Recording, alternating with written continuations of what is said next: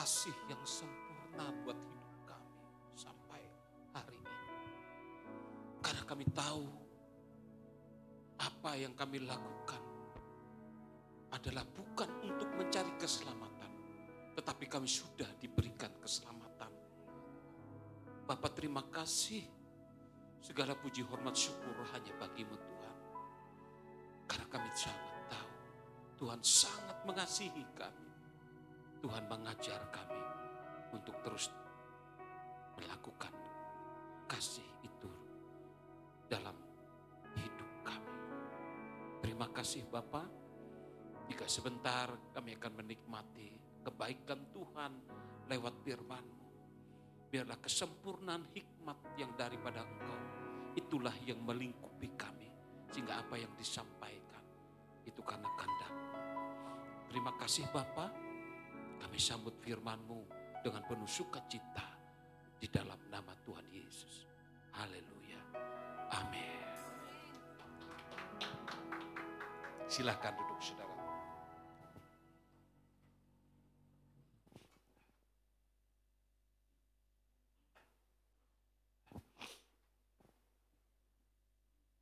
Salam saudara. Saudara, kita bersyukur kepada Tuhan Yesus yang sudah memberikan kasih karunia-Nya dengan Ibu dan Bapak Gembala di tempat kita ini dan juga para pelayan Tuhan. Dan berkali-kali saya melayani di sini, hampir-hampir saya tidak bisa kuat untuk bisa berdiri saudara. Saya dari awal pujian sudah menikmati, padahal saya harus gendong cucu saya. Tapi hadirat ini terus mendorong saya untuk menikmati kebaikan Tuhan. Seandainya saya boleh pilih, saya duduk saja saudara. Kemudian melanjutkan untuk mendengarkan firman Tuhan saudara. Karena segitu baiknya Tuhan memberkati saudara di tempat ini. Jadi rugi kalau saudara tidak menikmati kebaikan Tuhan di tempat ini. Saya banyak hampir seluruh gereja-gereja saya nikmati. Tapi kalau untuk di tempat ini berbeda saudara. Saya tidak bisa menahan air mata saya. Saya tidak bisa saudara. Betul-betul saudara. Padahal kalau sudah lihat saya harus gendong cucu saya. Harus ini. Tapi ini saudara. Roh Tuhan, Roh Kudus itu menyentuh hati. Jadi saya mengajak saudara untuk terus menikmati kebaikan Tuhan di tempat ini. Saya mengajak saudara untuk mendorong saudara untuk lebih kuat melayani Tuhan di tempat ini. Saya berdoa di dalam nama Tuhan, satu orang, satu jiwa akan membawa ke tempat ini saudara. Amin. Amin. Hari ini saya ingin sampaikan tentang kasih yang memerdekakan saudara. Saya bacakan diambil dari Filipi 4 ayat yang kedua sampai dengan ayat yang ke-9 saudara. Demikian firman Tuhan. Eudia kunasehati, Sintike kunasehati, supaya sehati sepikir dalam Tuhan. Bahkan kuminta kepadamu juga, Sunsugos, temanku yang setia. Tolonglah mereka. Karena mereka telah berjuang dengan aku dalam pekabaran Injil bersama-sama dengan Clement dan kawan-kawanku sekerja yang lain yang nama-namanya tercantum dalam kitab kehidupan. Bersukacitalah senantiasa dalam Tuhan. Sekali lagi kukatakan bersukacitalah. Hendaklah kebaikan hatimu diketahui semua orang. Tuhan sudah dekat. Janganlah hendaknya kamu khawatir tentang apapun juga. Tetapi nyatakanlah dalam segala hal keinginanmu kepada Allah. Dalam doa dan permohonan dengan ucapan syukur. Damai sejahtera Allah yang melampaui segala akal akan memelihara hati dan pikiranmu dalam Kristus Yesus.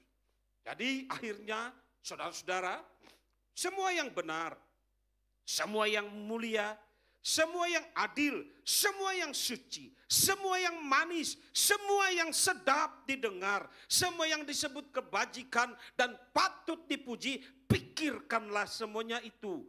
Dan apa yang telah kamu pelajari, dan apa yang telah kamu terima, dan apa yang telah kamu dengar, dan apa yang telah kamu lihat padaku, lakukanlah itu. Maka Allah sumber damai sejahtera akan menyertai kamu. Amin. Saya ingin sampaikan sedikit bahwa sebuah kota yang bernama Filipi yang dikunjungi oleh Filipus. Ini didirikan oleh Filipus II, saudara, pada tahun 356 sebelum Masehi. Dan di dalam perjanjian baru bahwa Paulus pertama kali mengunjungi kota Filipi ini di tahun 449 Masehi, saudara. 49 atau 50 Masehi. Dan dia mendirikan jemaat ini bersama Silas, bersama Timotius dan Lukas, saudara. Nah, saudara, ketika surat Filipi ini kepada jemaat Filipi ini ditulis oleh Paulus, itu dia ketika dia berada di dalam penjara Roma. Dia ingin mengungkapkan bagaimana memberikan suatu pengajaran-pengajaran tentang orang-orang yang sudah percaya kepada Kristus di kota Filipi pada saat itu. Sehingga kalau saudara membaca di dalam Filipi 4 ayat 2 dan 9 ini banyak sekali pengajaran yang diberikan Paulus. Hanya dalam satu beberapa ayat 2 sampai dengan 9, saudara, ya, di situ Paulus mengajarkan bagaimana cara kesatuan hati, pengajaran tentang Injil, bagaimana Paulus mengajarkan sukacita. Dia mengajarkan bagaimana supaya ketika kita mengalami kekhawatiran, kita serahkan kepada Tuhan. Dia juga mengajar bagaimana supaya kita berpikiran-pikiran yang positif. Dan dia juga mengajar bagaimana teladan yang sepatutnya harus kita lakukan. Kalau saudara membaca ayat ini, Filipi 4 ayat 29 ini, saudara, syarat dengan pengajaran. Kalau kita kuliahkan mungkin 2 SKS tidak selesai, saudara. Nah, hari ini saya ingin mengajar kepada saudara dengan tema yang berbeda, tetapi ayat yang sama. Di Filipi 4 ayat 29 ini bicara tentang kasih yang memerdekakan, saudara. Nah, kalau bicara kasih, di dalam perjanjian baru, kasih ini, saudara, disebut kurang lebih 381 kali. Artinya bahwa kasih itu adalah fundamental yang baik bagi seorang pengikut Kristus. Seorang pengikut Kristus tidak akan identik sebagai pengikut Kristus kalau dia tidak memiliki kasih. Itu sebabnya kasih ini adalah sekali lagi fundamental dalam kehidupan kita hari-hari. Beberapa bulan yang lewat saya mengajarkan juga tentang kasih, saudara. Bulan yang lalu saya tidak tahu, hari ini juga saya kembali mengajarkan tentang kasih. Dan memang kasih ini kalau bahasa dunianya sering disebut cinta. Itu bahasa dunia, saudara. Tapi kali ini saya tidak mengajar tentang bicara kasih atau cinta. Dan saya juga tidak mengajar ini bicara tentang agape, philia, storge atau eros, tidak. Saya ingin menyampaikan kasih secara umum, tapi kasih juga secara khusus. Karena dalam lingkup hari-hari dalam hidup kita ini, segala sesuatunya selalu dilingkupi dengan kasih. Lihat saja, saudara, film Ajab. Saudara, itu tentang kasih. Rahasia Ilahi itu tentang kasih, saudara. Ada berita tentang seorang laki-laki menyiram air keras ke wajah istrinya. Itu salah satunya indikasinya adalah tentang kasih, saudara. Kenapa? Karena begitu kasih yang menyimpang dan dia cemburu berlebihan sehingga dia. Baru ini ada bagaimana seorang perempuan memutilasi laki-laki karena apa? Karena itu ujung-ujungnya karena perselihan dalam cinta. Jadi kalau kita dari sendi apapun juga, hidup ini, saudara, adalah karena kasih. Kalau bahasa dunia itu karena cinta. Hidup ini perlu kasih. Kalau bahasa dunia perlu cinta, karena ibarat makan itu kalau tidak ada kasih itu seperti tanpa garam, hambar, saudara. Kalau kita begitu cinta, ya, kalau tanpa dilingkupi oleh anugerah Tuhan, akhirnya sia-sia. Jadi kita penting sekali, saudara, kasih itu, ya supaya apa? Supaya nyata dalam hidup kita. Hubungan kita dengan Tuhan, hubungan kita dengan sesama, itu harus fundamental, yang paling dalam adalah kasih. Ada seorang, saya pernah cerita, seorang laki-laki dan perempuan ketika diberkati di kota, saudara, taruhlah di Banjarmasin, setelah menikah, lalu mereka berpindah ke kota yang baru atau kota yang lain, kota Banjarbaru, ya. Kemudian nah, yang menjadi perbedaan mereka ketika sudah diberkati, mereka bikin usaha dan usahanya maju sekali. Tapi di kota yang baru tersebut, saudara, yang aktif itu adalah yang perempuan. Ikut doa malam yang perempuan, ikut komsel itu 2 perempuan, ibadah raya yang ikut perempuan, kegiatan-kegiatan lagi yang perempuan, yang laki-laki tidak mau ibadah sudah dipaksa-paksa tidak mau beribadah. Lalu ketika dia ditegur dan diingatkan oleh gembala sidang, dia bilang, iya Pak, nanti lain kali saya datang. Tapi tetap saja tidak mau datang. Akhirnya timbul juga ketegasan dan kewibawaan seorang gembala sidang. Dia ingin tahu akar masalahnya, kenapa sih sampai dia tidak datang. Ternyata ketika dia tidak datang, dia juga menggunakan firman Tuhan, saudara. Ya. Dia gunakan firman Tuhan. Pak, saya ini tidak hadir ke ibadah, tidak hadir komsel, tidak hadir doa malam. Itu juga sudah sesuai dengan firman Tuhan. Lah, di mana firman Tuhannya? Katanya waktu saya diberkati oleh pendeta, pendeta itu sangat jelas berkata, dia bilang begini, sebab itu laki-laki meninggalkan ayah dan ibunya dan bersatu dengan istrinya sehingga keduanya menjadi satu daging. Demikianlah mereka bukan dua lagi melainkan satu, karena apa yang telah dipersatukan Allah tidak bisa diceraikan oleh manusia. Jadi kalau istri saya ikut komsel, saya juga ada di sana Pak, karena saya dengan istri saya satu. Dia ibadah raya, saya tidak, itu juga Pak, saya ada di sana karena saya dan istri saya satu. Begitu mudahnya orang memplesetkan, saudara, kata bersekutu dengan Tuhan, ya.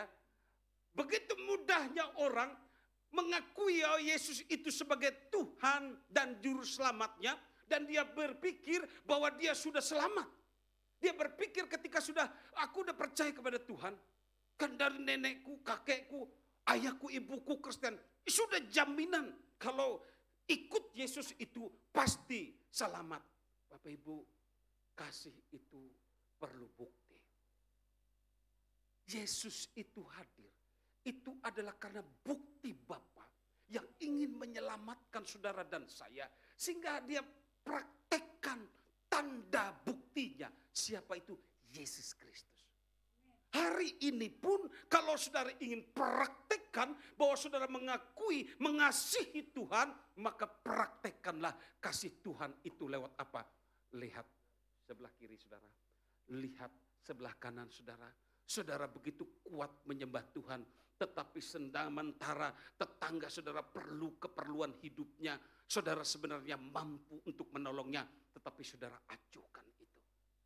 Saudara, Tuhan katakan, engkau melakukannya ini untuk orang yang paling hina.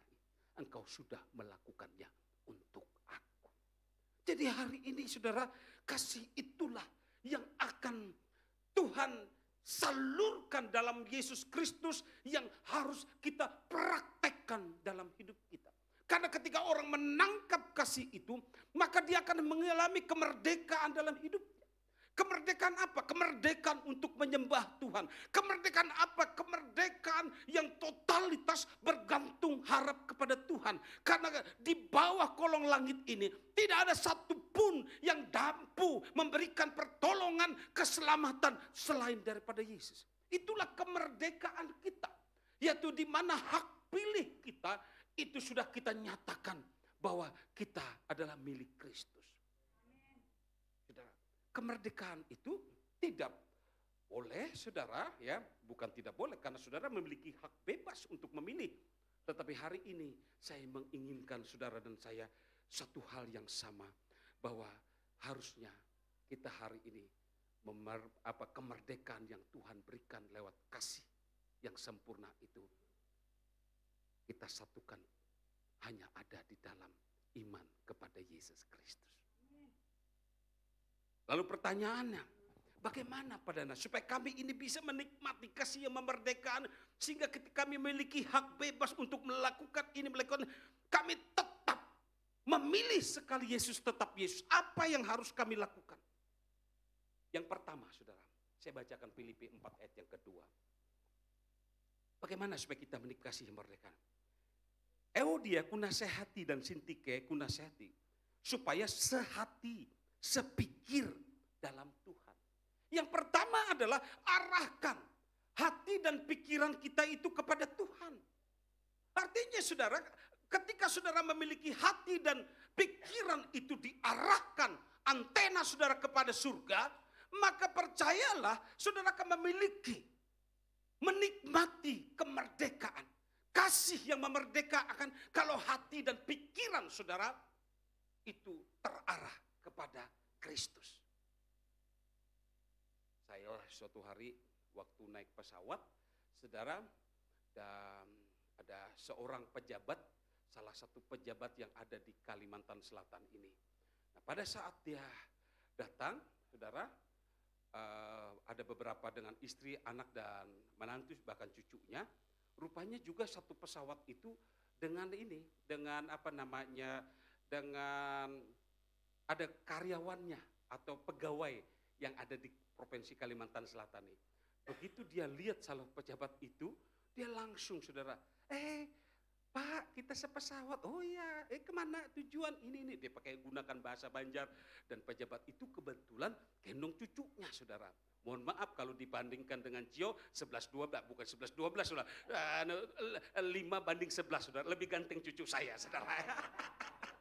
Jadi yang karyawan itu bilang begini, aduh Pak, gantengnya aja. Padahal mohon maaf saudara, enggak ganteng saya jujur ya. Ini karena ganteng saudara, tapi karyawan itu bilang, aduh gantengnya saudara. Antara pikirannya melihat kenyataan dengan hatinya itu berbeda. Kan kalau kita itu kadang-kadang, Pak sehat jaga anak. Nah kalau orang bilang sehat berarti anak kita tidak ganteng. Tapi aduh ganteng, itu ganteng saudara. Nah dia bilang begitu, saya bilang ini orang ini munajua, ini sudah jelas-jelas kada ganteng daripada ganteng. Menyenangkan pimpinan. Hari ini saudara, kalau saudara ingin menyenangkan hati Tuhan, arahkan hati dan pikiran saudara hanya kepada Tuhan. Totalitas pengarahan saudara.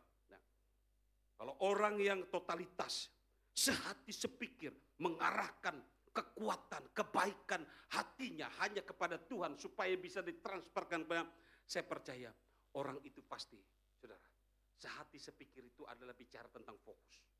Ya, berarti fokus dia itu pasti kepada Tuhan. Kalau orang fokus kepada Tuhan itu, saudara, bukan berarti tidak ada masalah. Kalau orang tuh hati dan pikiran itu bukan berarti tidak masalah. Nggak bisa kita begitu kita sudah arah hati kita kepada Tuhan. Lalu tiba-tiba saudara kita tidak masalah. Oh ini tidak ada masalah. Oh tidak ada problem. Jangan saudara. Saya coba menggambarkan begini saja. Bicara masalah saya tidak mau mengilustrasikan kepada orang lain. Saya coba mengilustrasikan ke diri saya saja. Saya naik mobil dengan teman saya. Dia bilang begini saudara. Orang Banjar bilang, Pak, kenapa pian ini paejarnya termasuk harat apa ajar ku gitu. Pian ini pae 2 jabatan jar. Jabatan apa? Gerang aku ini 2 jabatan ada biasa aja.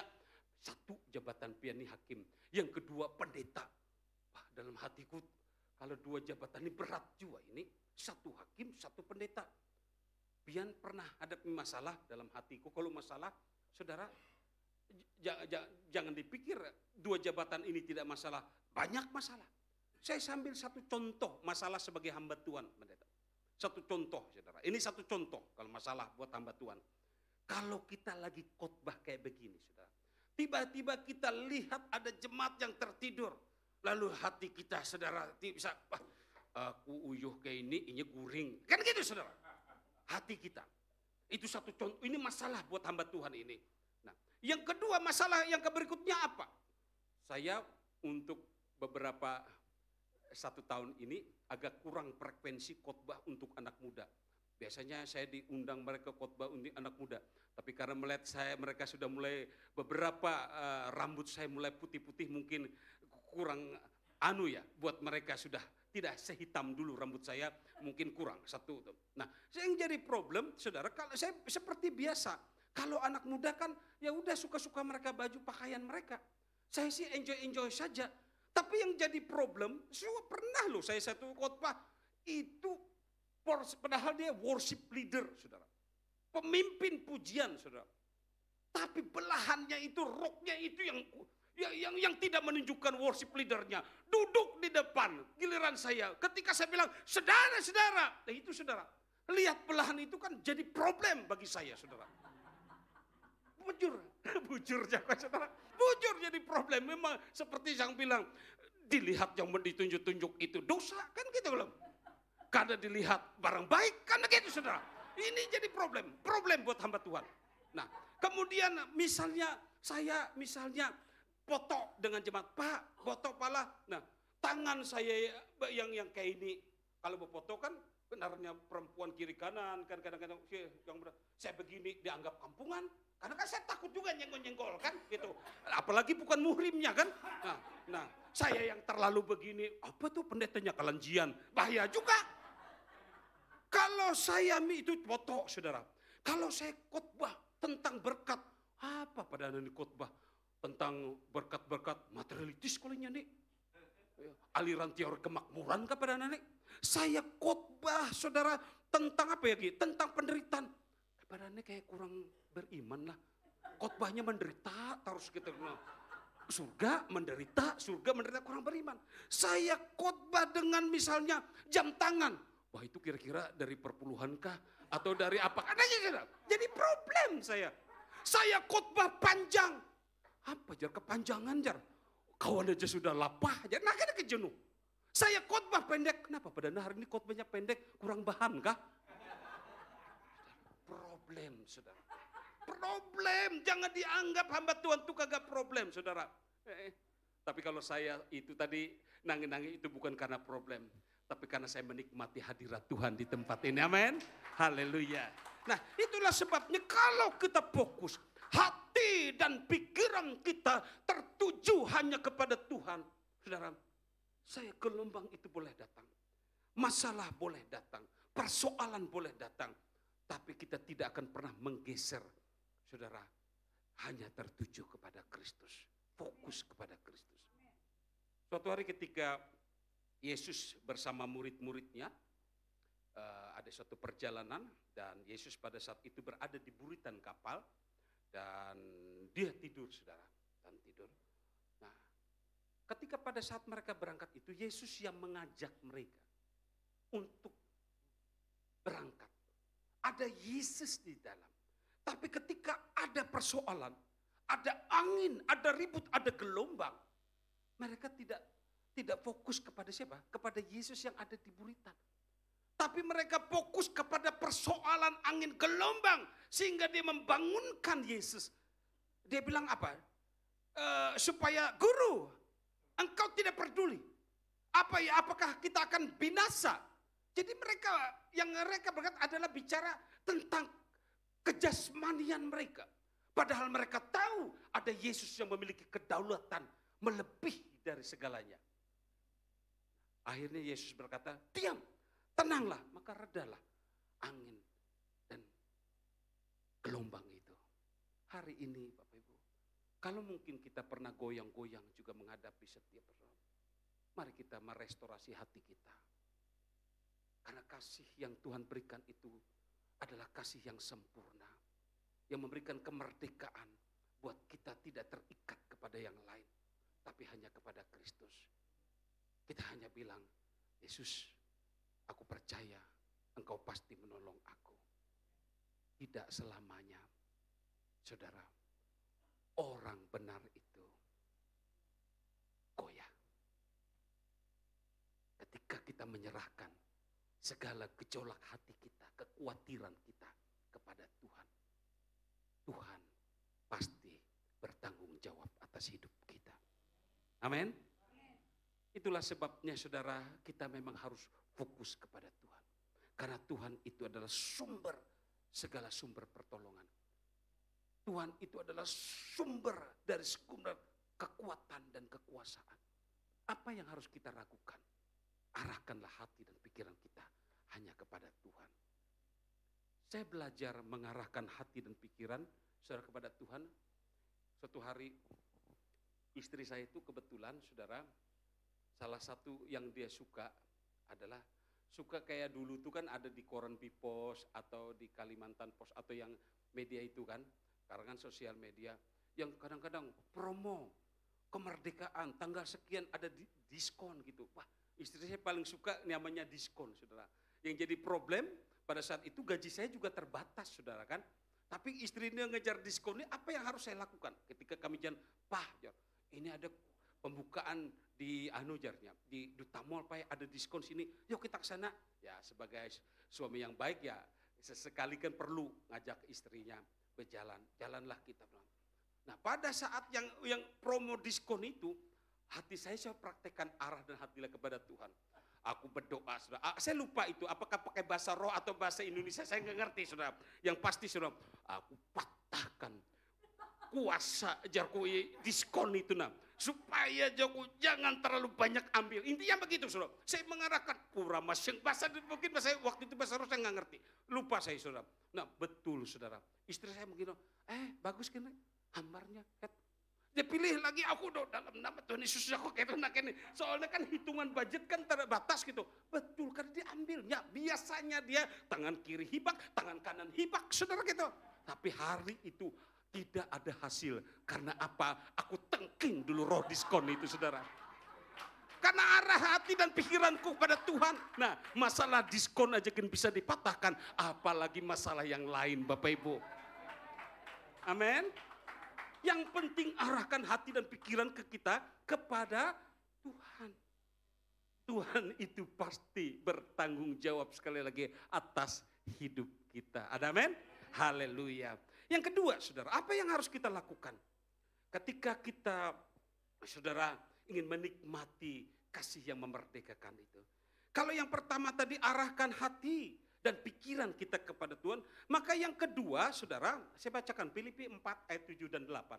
Damai sejahtera Allah yang melampaui segala akal akan memelihara hati dan pikiranmu dalam Kristus Yesus.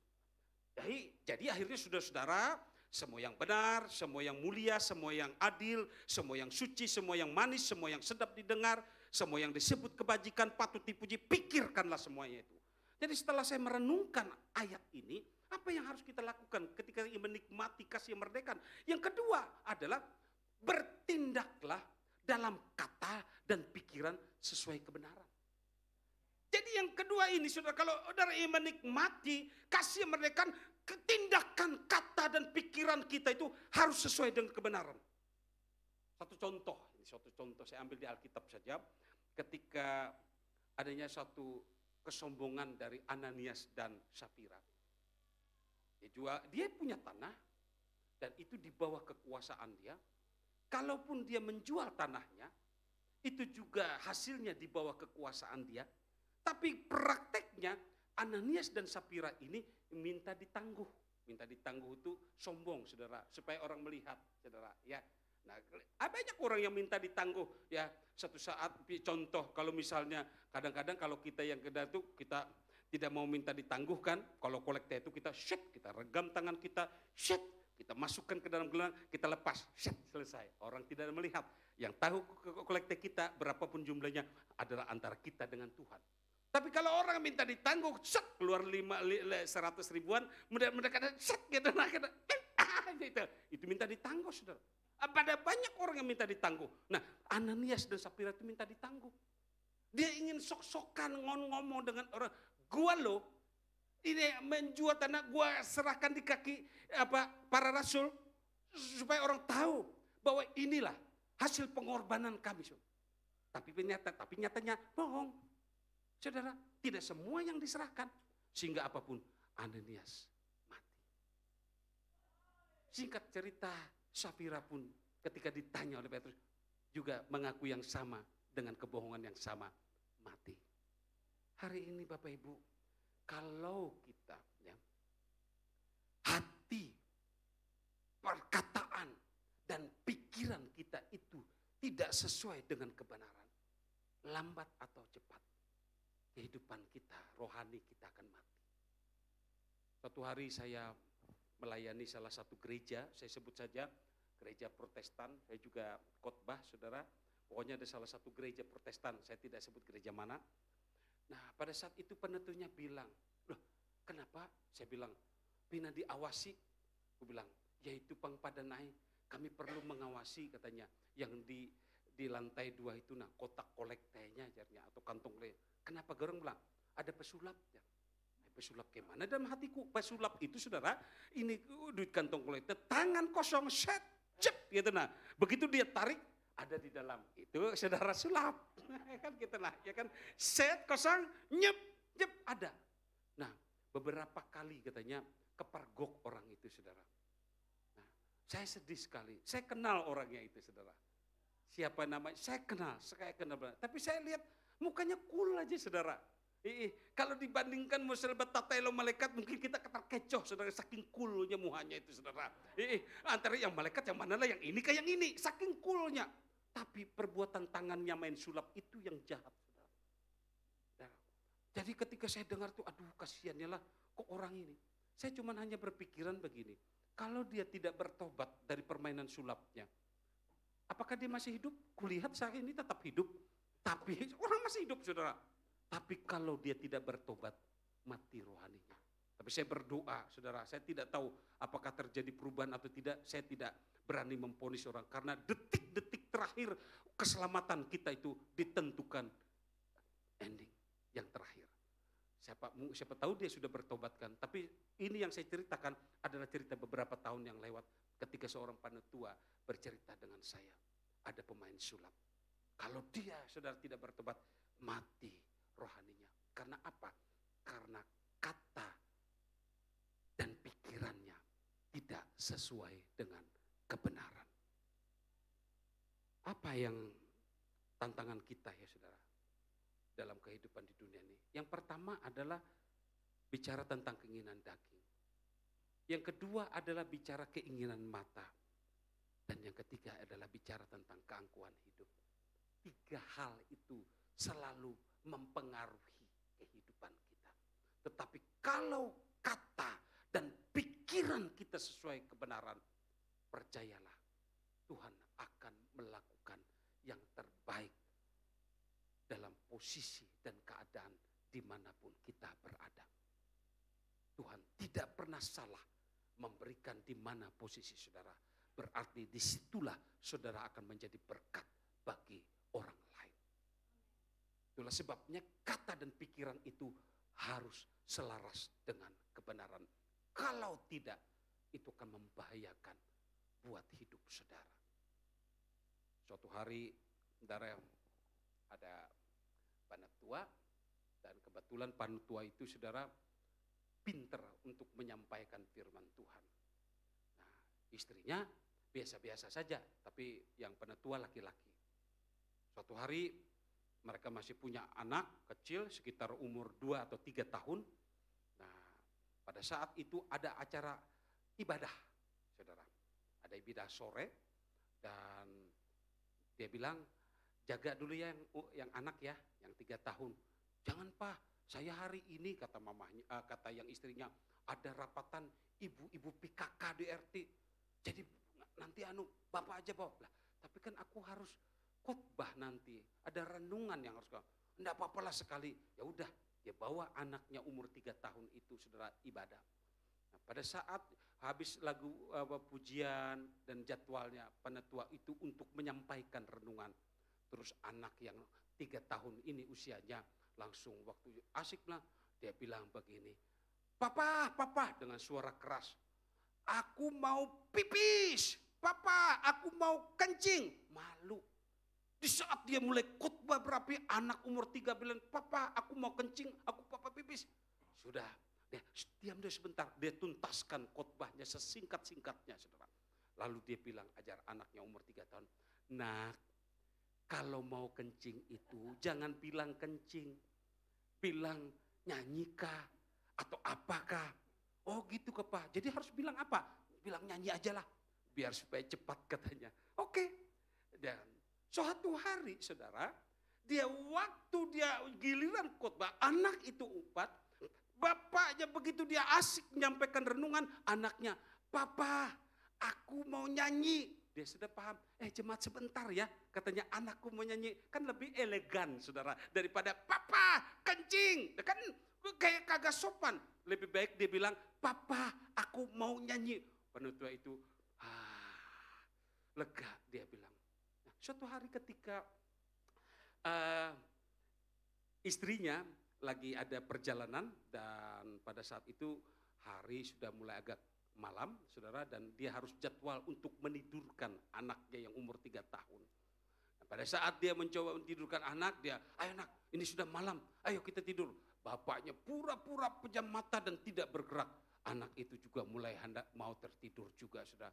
Tiba-tiba dia pegang bahu bapaknya, papa, aku mau nyanyi. Jangan nyanyi, di luar masih sunyi, sudah gelap, diam. Anaknya diam.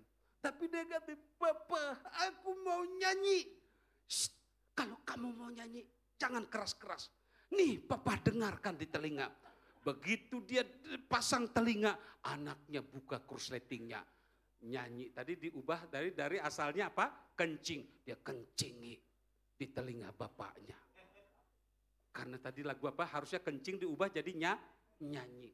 Nyanyilah nak katanya, tapi jangan keras-keras di telinga. Di kami anaknya, saudara. Hari ini pun, kalau kita mengajar orang-orang di bawah kita dengan suatu perkataan dan pikiran yang tidak sesuai kebenaran, maka imbasnya itu akan ke kita. Maka pian mengajari ulun om kayak itu, bujur jualah, itu akan berbalik ke kita. Hari ini saya mengajak saudara, mendorong saudara, bagaimana supaya hidup kita selaras antara perkataan dan pikiran kita harus bergantung. Garis besarnya adalah kebenaran. Sesulit-sulitnya pun kita belajar untuk praktekkan kebenaran. Saya tidak mengajar saudara untuk belajar instan. Ini pasti bisa. Semuanya adalah proses. Pasti berproses. Tetapi percayalah dengan pertolongan Roh Kudus, maka perkataan dan pikiran kita, saudara, itu pasti sesuai dengan kebenaran. Suatu hari saya pernah didatangi oleh satu pengusaha, saudara. Dan pengusaha itu teman saya, dia bisnis dalam satu perusahaan dan kaitannya itu dengan perusahaan pemerintahan, ada proyek pemerintah. Suatu hari dia malam-malam sekitar jam 8 atau 9 malam, dia hubungi saya. Om, katanya, kenapa? Dia lebih muda dari saya. Bisa konsul enggak sebentar? Oh cukup, boleh. Kebetulan om juga belum tidur, sekitar jam 9. Dia datang, dia cerita dengan saya. Om, aku kada kau guring om. Kenapa? Selama ini hati itu gelisah. Gelisahnya ke mana? Aku kada bisa berdoa sekarang om. Lah, maka ikam ini aku sudah dia di salah satu gereja yang lain. Maka kamu sudah ikut pelayanan ini itu. Ya itu om. Aku tidak bisa berdoa. Masalahnya apa? Masalahnya om, katanya antara kata dan pikiran dia itu tidak sesuai kebenarannya. Bagaimana? Contoh ini saya kasih real sebentar. Aku tuh dapat gawian om. Tapi di saat aku dapat gawian dari pemerintah, aku juga diminta ini om. Ini real saudara. Dari baru cerita dengan Bapak Gembala, begitu masifnya korupsi di tempat ini. Jadi dia dapat pekerjaan karena ada sesuatu cawe-cawe dengan orang yang ada di dalam. Sehingga dia dapat pekerjaan.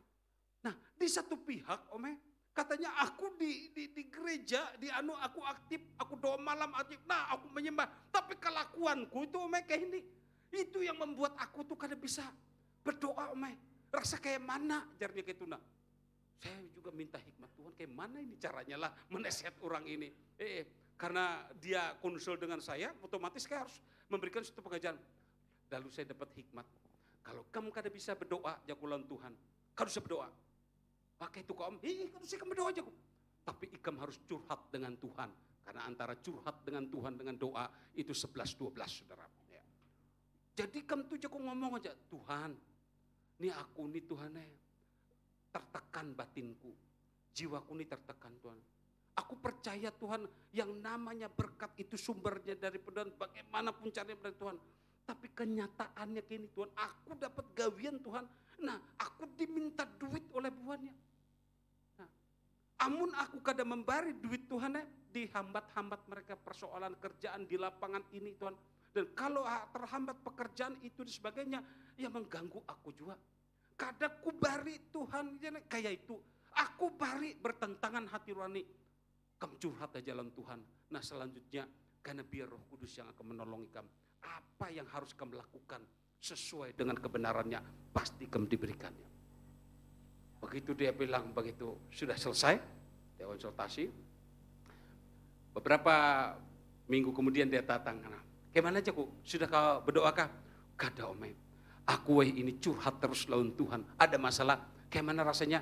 Damai sejahtera, damai sejahtera Bang Ome. Nah, aku kayaknya sudah bisa memilah dan memilih mana yang memang harus patut aku lakukan. Artinya kalau berkompetisi mencari pekerjaan, berkompetisilah. Kalaupun ini, dan mulai hari ini saya dengar dia mulai mempraktekkan apa yang diajarkan Tuhan kepadanya. Nah, yang semestinya dia tidak bisa berdoa, tapi dengan curhatnya kepada Tuhan. Tuhan itu kan kita kadang-kadang doa itu adalah sebagai apa ya, simbol yang mengandung apa nilai-nilai hanya ritual atau apa ya, wah kalau aku kada doa malam kalau tak apa-apa kan begitu, hanya sifatnya perang. Tetapi begitu saya mengajar dia untuk curhat kepada Tuhan, padahal itu adalah perkataan kejujuran dia, antara pikiran dia, antara perkataan dia sesuai dengan kebenaran, karena Tuhan itu tidak bisa dibohongi, saudara. Jadi Tuhan itu tidak bisa, kita itu tidak ada sesuatu pun yang bisa menyembunyikan kepada Tuhan. Saya mengajar dia untuk curhat, jujur dengan Tuhan. Akhirnya itu yang membereskan hati teman saya itu. Dan saat ini saya percaya dia lambat atau cepat. Beberapa kali dia ke rumah kayaknya sudah tidak ada. Biasanya dia kalau ada masalah itu selalu membawa persoalan. Om, ada LSM yang mengganggu pekerjaan saya. Om, ini gitu. Tapi saya lihat ini dalam beberapa ini, sudah Om, aku percaya Tuhan pasti menolong. Dia bilang, ini nih nyaman, saudara. Hari ini kalau saudara ada sesuatu yang mengganjal dalam hidup, mungkin kita doa Bapa kami pun mungkin tidak hafal. Sudahlah, lebih baik saudara jujur aja dengan Tuhan. Kalau tekanan ini begitu kuat, saudara bicara jujur saja dengan Tuhan. Karena kebenaran itu yang akan memberikan kemerdekaan buat saudara untuk bisa memilih mana yang harus saudara pilih. Dan Tuhan, pilihan di dalam Tuhan itu pasti yang terbaik. Haleluya. Itulah sebabnya saudara, saya mencoba hari ini menyampaikan bagaimana supaya kita senantiasa hidup di dalam kebenarannya Tuhan. Kita akan senantiasa melakukan apa yang semestinya kita lakukan sesuai dengan perkataan, kata dan pikiran kita. Itu akan membuat kita nyaman dimanapun kita berada. Dan yang ketiga, saudara, saya ingin sampaikan apa yang harus kita bagaimana menikmati kasih yang memerdekakan. Yang ketiga adalah Filipi 4 ayat yang ke-9 yang terakhir. Dan apa yang telah kamu pelajari, dan apa yang telah kamu terima, dan apa yang telah kamu dengar, dan apa yang telah kamu lihat padaku, lakukanlah itu. Maka Allah sumber damai sejahtera akan menyertai kamu. Yang ketiga adalah percaya Tuhan menyertai kita. Sekali lagi, percaya Tuhan itu pasti menyertai kita. Karena kita ada role model. Role model kita yang kita lihat apa? Yang kita lihat adalah sumbernya adalah Yesus. Apa yang dia kerjakan? Siapa role model kita? Yesus. Apa yang dia lakukan? Siapa role model kita? Yesus. Kalau kita saudara, kiblat kita, arah hati kita bukan kepada orang tertentu, bukan kepada denominasi tertentu, tetapi kepada Kristus, maka percayalah Tuhan pasti menyertai kita. Saya bersyukur kepada Tuhan diizinkan melayani di tempat ini, dan setiap saya melayani di tempat ini sekali lagi saya bersyukur dengan Tuhan karena saya percaya Ibu Gembala, Bapak Gembala dan saudara pelayan Tuhan dan jemaat pasti saudara itu arah hati saudara itu kepada Kristus. Kenapa? Saya sekali lagi saya betul-betul menikmati kebaikan Tuhan kalau beribadah di tempat ini. Padahal saya sudah coba tadi, tinggal aja lah Cio supaya supaya papa bisa konsen kebilang untuk khotbah itu apa. Tapi susah kan ninggalin yang jaga siapa, sementara istri juga ada anak saya yang satunya baru pulang dari Buntok dan hari ini harus balik lagi gitu loh. Saya itu sudahlah bawa aja Cio gitu loh. Kan kayaknya konsentrasi saya kan terbelah. Tapi Bapak Ibu nggak bisa. Konsentrasi pun bisa dikalahkan dengan penyertaan Tuhan. Jadi dalam kondisi kelemahan saudara, fisik saudara, kelemahan dalam persoalan saudara. Tapi kalau saudara percaya Tuhan pasti menyertai dimanapun kita melakukannya. Ibadah di tempat ini, saudara doa di tempat ini, hadirat Tuhan itu tetap ada menyertai saudara. Tuhan tidak pernah meninggalkan saudara. Alkitab menulis Yohanes 14 ayat 18, aku tidak akan meninggalkan kamu sebagai yatim piatu, aku akan datang kembali. Tuhan itu saudara selalu ada buat hidup saudara. Percaya saja dia akan menyertai kita. Saya pernah cerita tentang kasih tanpa syarat. Bagaimana saya harus memberi uang kepada tukang tambal ban. Kan dia kemudian dia sakit TBC yang beberapa bulan yang dulu saya pernah cerita juga sini. Dan waktu dia masih kuat-kuatnya jadi tambal ban, saya sering ngasih dia karena kan wah dikasihan orang tambal ban kan dari jam pagi sampai sore, kalau dia malam sampai subuh. Nah suatu saat saya perlu harus minta angin untuk sepeda motor saya. Dia itu kayak uring-uringan. Dalam hati saya, ini aku nih rancak memberinya duit, kok aku minta ini seolah-olah aku kada bayar, itu pun aku bayar kan. Nah suatu hari dia sakit TBC, saudara nggak ada orang, istrinya meninggal. Saya itu akhirnya cuek, nggak ngasih-ngasih. Tapi pada saat itu, saya pernah saksikan itu, saya akhirnya didorong Tuhan untuk memberi duit. Nah saya kasih duit saudara, saya kasih duit, saya tidak melihat isi duit saya itu, tetapi yang saya tarik itu betul-betul 100.000. Ada sedikit menyesal, juga sudah menarik, kadang mungkin sudah terlanjur dibalik, ya sudah. Tapi saya diberikan Tuhan itu kasih tanpa syarat, ya udah saya kasih. Nah, suatu hari saudara dia sakit, bolak-balik, saya kasih, ternyata tetap Tuhan dorong saya untuk memberkati dia. Setidak-tidaknya 1 bulan itu saya selalu memberkati, setiap bulan saya ada menyantuni beberapa orang yang memang tidak mampu, baik yang Kristen maupun yang tetangga sebelah. Dan itu memang murni dari perpuluhan gaji saya, selain memang saya berikan kepada gereja atau persekutuan, ya juga itu rutin. Nah di luar kerutinan itu, dia selalu saudara mendapat bagian. Kalau dia tidak ada makan atau apa, dia selalu tunggu saya di pagar rumah saudara. Sore saya pulang, atau mungkin Sabtu Minggu saya selalu dia tunggu. Nah satu hari saudara, dia datang, kakinya tangannya bengkak saudara. Aku bilang, saya sebut aja namanya Ian, sudah meninggal juga deh sudah. Aku bilang, Ian, belum makan kak? Dia hampir tidak bisa, belum katanya. Saya kasih uang waktu itu, makan.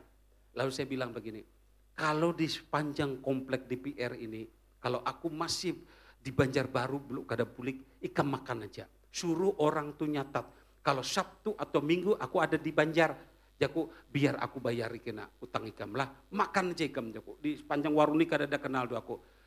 Iya, udah selesai saya memberikan. Bapak Ibu begitu dia beberapa langkah, saya sambil gendong Cio, anak cucu saya. Tiba-tiba Roh Tuhan itu menyertai saya, doakan. Saya coba dia sudah beberapa langkah, Yan, bolehkah aku mendoakan ikam jaku dengan caraku? Jago gitu. Di pinggir jalan saudara komplek DPR. Saya berdoa saudara. Tuhan Yesus, intinya saya berdoa. Agar Tuhan memberikan yang terbaik, memberikan kasih karunia buat dia ini Tuhan. Kasihan di bumi ini sudah susah menderita Tuhan. Masa di sana saudara, di alam lain saudara lenyak lagi, dalam hati saya gitu. Nah lenyak tuh hancur babak belur. Saya berdoa dia dapat kasih karunia. Udah selesai. Betul saudara. 3 hari atau kurang lebih 1 minggu waktu itu saya baru kurang lebih ya 5 atau berapa saya tidak menghitung. Tiba-tiba anak saya Cici cerita, Pak tadi ada pengumuman di Masjid Toar kalau si Ian meninggal dunia. Jadi saya tidak salah untuk mendoakan detik-detik terakhirnya. Apakah dia selamat atau tidak itu kedaulatan Tuhan. Tapi apa yang sudah menjadi bagian dalam hidup kita, lakukan. Bapak Ibu, penyertaan Tuhan itu tidak hanya konsumsi kita sendiri, tapi penyertaan Tuhan itu juga harus kita bagikan kepada orang lain. Amin. Jadi Jadi kalau saudara menikmati penyertaan Tuhan, saudara harus membagikan penyertaan itu buat orang lain. Dan itu saudara bukan hanya 1 kali, 2 kali saya lakukan. Nah ini ada kakak saya situ, kakak sepupu saya di situ. Dia mungkin kenal namanya Golden Boy atau Udin. Kan dulu dia sudah meninggal. Udin, saya potong rambut sama Udin. Pada suatu hari saya menong dia waktu itu potong rambutnya saudara di pinggir sungai. Suatu saat kita saya mau potong rambut dia. Din, jago gitu. Kenapa udah garing dan nejar. Waktu itu masih ada Odek, waktu itu Anda potong rambut juga sama saya. Si Odek, aku bilang, Odek duduk kan. Din, kau kan dikemotong rambutku. Kau aja dang dula, kayaknya jadi nih. Aku mendoakan ikam Joko. Tuhan Yesus Joko, Odek ketawa melihat si salon, tukang salon. Ya Allah, jadinya mana? Apakah doa saya bertentangan dengan dia itu urusannya? Barangkali dia tengking, aku tolak nama Yesus. Bisa nggak tahu, tapi saya berdoa buat dia, penyertaan Tuhan. Beberapa bulan kemudian, game point juga saudara. Mati Udin, mati saudara. Mati saudara. Tapi saya sudah selesaikan apa yang menjadi bagian saya. Saya tuh pokoknya ini nekat saudara. Artinya kalau sudah penyertaan Tuhan itu menggerakkan hati saya lakukan. Sudah terserah, itu karena apa yang menjadi bagian saya itu sudah selesai. Selanjutnya itu bagian daripada Tuhan yang memiliki kedaulatan. Intinya apa saudara? Intinya adalah penyertaan Tuhan itu harus saudara bagikan. Yang Tuhan berikan buat saudara bisa juga dinikmati orang lain. Kalau suami istri ya harus berbagi saudara. Perhatian penyertaan Tuhan diberikan buat kita pasangan, kita harus membagikanlah buat pasangan hidup kita, buat anak-anak kita. Jangan hanya waktu pacaran aja kayak penuh perhatian dan ini. Saat pacaran nyaman bepander, bunga melati tak pernah layu, izinkan hati berkata I love you, nyaman saudara. Ya itu kan itu contoh orang berpacaran tuh mudah sudah. Ini lakiku nih, waktu misalnya berjalan batis kesenggol batu yang dimamai nyon datang lempang manu batis pacaran dah kayak itu. Tapi pas sudah jadi bini naik sepeda motor brek apa? Harusnya bini yang diangkat, ini sepeda motor. Pak, aku batis sakit. Adang dulu sepeda motor 17 kali lagi kita kredit. Bapak Ibu, kalau penyertaan Tuhan itu harus dipraktekkan. Ya, harus dipraktekkan dalam keseharian dalam hidup kita. Gunung aku daki, laut aku seberangi. Mudah berpindah saat pacaran, tapi pas lagi udah kawin, Pak, skankerku habis. Wah, kenapa belum gajian? Terlalu. Hari ini kita belajar apa yang penyertaan Tuhan yang saudara nikmati, bagikanlah buat orang yang di sekitar kita, buat tempat kita beribadah, buat orang lain. Yang terakhir saudara, saya ingin sampaikan. Suatu hari ketika saya dapat telepon dari Murung Raya atau Puruk Cahu, saya dapat telepon. Ada seorang sahabat saya, dia cari nomor telepon saya, akhirnya dapat. Saya bilang, Shalom Pak Dana, Shalom, aku bilang, ada apa kabar kok tumben? Ya itu aku dapat nomor dari orang, oh ya kok, apa gerang kok masalahnya? Ini Pak Dana, dia bilang gini, aku tuh Pak Dana ada timbunan pasir. Bukan aku yang menambang, sudah ada timbunan pasir. Lalu yang pemilik pasir itu menjual ke aku. Dan ini aku bagikan yang kujual lagi ke dalam proyek-proyek yang ada di Murung Raya. Oke itu kokoh Joko. Lalu apa kabarnya? Dianggap aku nih illegal mining. Dan aku nih sudah ditetapkan sebagai tersangka. Wah, kenapa kayak itu? Sudah dijelaskan, mereka kada peduli jarnya. Malah ini sudah koordinasi dengan pihak yang kejaksaan, dari polisi kejaksaan, gini Perdana. Terus kalau ini katanya bisa aja diringankan, tapi harus menyiapkan uang ratusan juta. Wah, kayak itu kah? Lalu saya tanya begini, jaksanya siapa gerang Bapander itu? Dia sebut namanya, barangkali aku bisa kenal. Dia sebut nama jaksanya. Begitu dia sebut, oh aku tahu itu. Kayak kawanku pernah dia tugas di Kota Baru. Saya bilang gini, aku hubungi atau minta nomornya, kayak aku telepon. Intinya saya akhirnya komunikasi dengan aparat tersebut. Saya bilang, halo Pak, gini. Pernah kenal dengan yang ini saya sebut gitu. Kenapa Pak? Itu masih keluargaku. Ya, sekali lagi saya bilang, engkau itu keluarga, saya tidak bohong.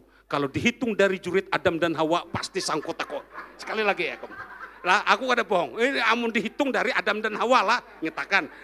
Ini kaliannya silahkan kali sendiri saudara. Kalau saudara minta tolong saya ada masalah pasti bilang itu keluarga aku. Saya ambil dari Adam dan Hawa. Nah akhirnya begitu saudara. Masih keluarga pada masih cukup. Sudah pada naik. Insya Allah aku tolong ini. Sudah tolong. Saya telepon terakhir. Kok kemana? Ada wani minta pada naik. Tidak berani minta, jadi aku beri seadanya. Nyaman lagi yang sudah aman pada naik. Aman, saudara. Saya manusia biasa Bapak Ibu. Bisa nolong saya yang sahabat saya, yang saya karena dia lebih tua dari saya bilang engkau saya yang di Murung Raya itu bisa saya tolong dari persahabatan saya. Apalagi sahabat kita Yesus Kristus. Yang ada di surga pasti bisa menolong saudara dimanapun posisi saudara, keadaan apapun juga dia pasti bisa dan mampu menolong saudara. Amin. Itulah 3 hal yang ingin saya sampaikan bagaimana supaya kita menikmati kasih yang merdeka. Yang pertama, arahkan hati dan pikiran kita hanya kepada Tuhan. Yang kedua, bertindaklah dalam kata dan pikiran sesuai dengan kebenaran. Dan yang ketiga, percaya saja Tuhan pasti menyertai kita. Biarlah firman ini menguatkan dan memberkati saudara sekalian. Amin untuk firman Tuhan.